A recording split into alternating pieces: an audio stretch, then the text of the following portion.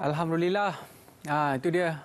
Antara persembahan dan juga sukan yang mudah untuk dilakukan oleh kita semua lah. Ya. Sejam berzumba, rasa macam lebih kurang berlari lah. Lebih kurang berlari Kalau macam tu saya tak boleh berlari lah, saya berzumba je lah. Betul. Wah. Sebab itulah banyak pilihan apa yang boleh kita lakukan sebenarnya dalam hidup. Ada orang suka berkuda kan, ada suka memanah, ada orang suka basikal, berlari, berenang dan sebagainya. Apapun pilihan aktiviti anda itu, insya-Allah apa yang dapat kita lahirkan adalah badan yang sihat. Itu sebenarnya objektif utamalah apabila kita bersukan.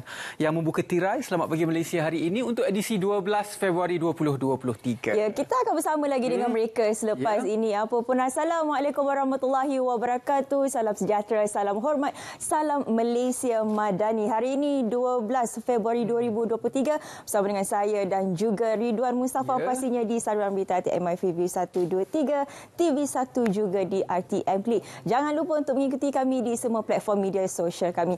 Kalau tadi kita dah berzumba dan Ridwan pun dah bercakap mengenai kesihatan. Hari ini juga kita akan bicara mengenai kesihatan. Betul. Ini topik Ridwan suka.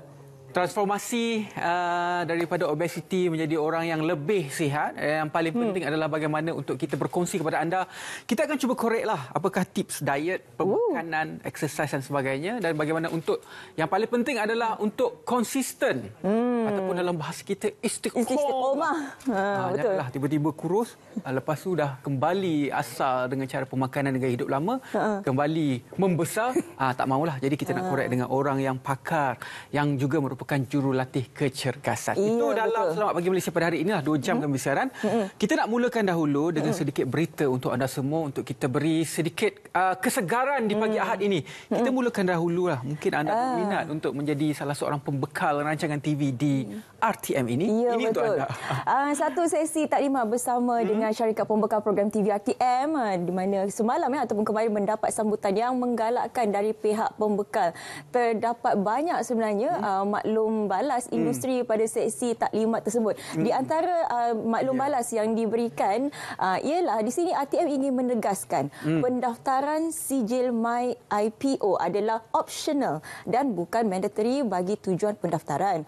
Bagaimanapun sijil ini akan menjadi nilai tambah kepada permohonan. Jadi tujuan utama sijil adalah untuk mengelakkan berlakunya pertikaian hak cipta. Jadi tidak wajib bukan mandatory tapi hanyalah optional. Juga sijil KKMM masih boleh digunakan dalam tempoh sah walaupun KKMM kini dikenali sebagai KKD. Dan yang terakhir, tempoh pendaftaran telah dilanjutkan sehingga 17 Februari 2023 manakala tempoh menghantar cadangan penerbitan kekal iaitu selewat-lewatnya pada 17 Februari 2023 supaya proses perolehan dapat diteruskan tanpa kelewatan berterusan. Jadi kepada anda di luar sana yang berminat untuk menghantar sebarang idea, mungkin ada drama, telemovie, dokumentari, bolehlah terus saja menghantar kepada RTM mengikut syarat-syarat yang ditetapkan. Ya, dan ini adalah kenyataan daripada Ketua Pengarah Penyiaran kita. Seterusnya, ini adalah misi dalam kita memberi bantuan kepada mangsa gempa bumi di Turki yang mana Malaysia telah pun menggerakkan kumpulan ketiga dalam Starlight kedua ke Turki pada malam semalam yang melibatkan 41 anggota yang mana terdiri daripada 16 pegawai dan juga 25 anggota yang lain pangkat.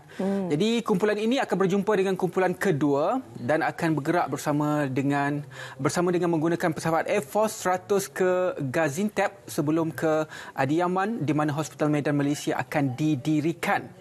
Jadi suhu di sana bawah 15 darjah Celsius dan juga kita berharap mereka selamat sampai dan juga menjayakan operasi ini.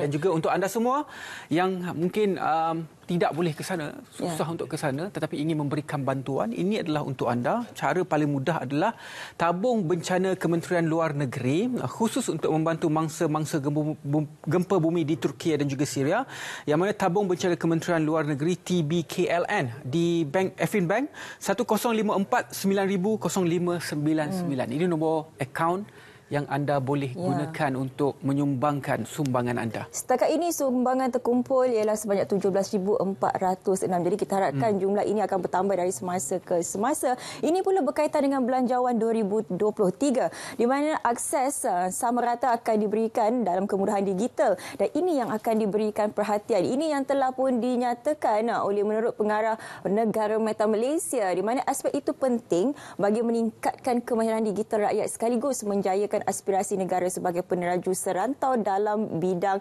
tersebut. Jadi kalau kita boleh lihat sebenarnya sasaran untuk menjadikan hub e-dagang dan rangka tindakan ekonomi digital secara keseluruhan. Jadi sebenarnya kita apa yang paling penting di sini ialah bagaimana untuk kita mentransformasikan digitalisasi negara kita agar menjadi lebih baik. Ini yang berkaitan dengan Belanjawan 2023. Kita juga ingin berkongsi satu berita baik untuk anda iaitu subsidi petrol diesel kekal demi kepentingan rakyat. Ini cukup penting kerana apa sahaja yang berlaku mengenai harga minyak dan juga harga diesel ini boleh mempengaruhi keseluruhan harga barang-barang di sekeliling kita. Jadi ini adalah janji kerajaan yang mana pemberian subsidi petrol dan juga diesel kekal dan juga kerajaan tidak bercadang untuk memansuhkannya. Ini adalah kenyataan daripada Menteri Perdagangan Dalam Negeri dan juga Kos Sara Hidup. Berkata pendirian itu adalah tetap dan fokus ketika ini adalah mengekalkan pelaksanaannya demi kepentingan rakyat. Dan juga ini adalah juga kenyataan daripada Perdana Menteri kita yang mana mahasiswa bebas untuk memberi kritik dan juga memberi pandangan kepada pemimpin dan juga pentadbiran kerajaan ketika ini. Walau bagaimanapun Ridwan, perkara itu boleh disuarakan di kampus tanpa menyentuh sensitiviti agama dan perkauman. Itu yang perlu kita titik beratkan di sini. Jadi buka ruang supaya universiti lebih segar memberikan pandangan melainkan hal-hal mencerca ataupun perkauman fahaman agama yang melampau. Jadi termasuklah kebebasan untuk teguran atau kritikan terhadap Perdana Menteri atau kerajaan.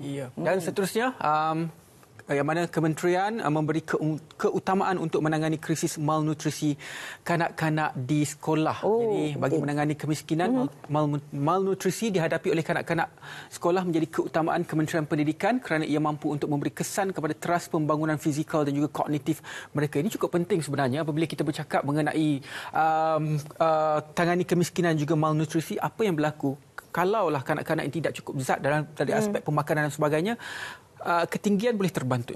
Pembesaran mereka sebenarnya di kalangan negara-negara miskin. Kalau kita lihat di negara Arab, di negara Afrika, Sudan, Yaman dan sebagainya. Jadi kita tidak mahu perkara ini berlaku. Jadi ini adalah inisiatif daripada kementerian kita untuk membantu dan juga memberikan kelebihan kepada anak-anak yang berada di sekolah. Sedikit, ini juga kami ingin kongsikan skim keselamatan sosial suri rumah. Ini sangat penting untuk para suri rumah di luar sana di mana hampir 150,000 suri rumah sudah pun mencarum dalam SKSSR pekesok ini setakat hujung bulan lalu. Di mana sejak dilaksanakan 1 Disember tahun lalu hingga 31 Januari ini, 141,144 suri rumah sudah pun mencarum. Jadi kepada anda yang belum lagi mencarum boleh melakukan sedemikian kerana apa sebenarnya pekesok menyasarkan sekurang-kurangnya 500,000 daripada kira-kira 3 juta suri rumah di negara ini untuk mencarum dengan SKSSR. Itu sedikit berita yang dapat kami kongsikan untuk memulakan Selamat Pagi Malaysia edisi hari Ahad untuk minggu ini. Jadi teruskan bersama dengan kami, banyak lagi topik yang akan kami berikan kepada anda.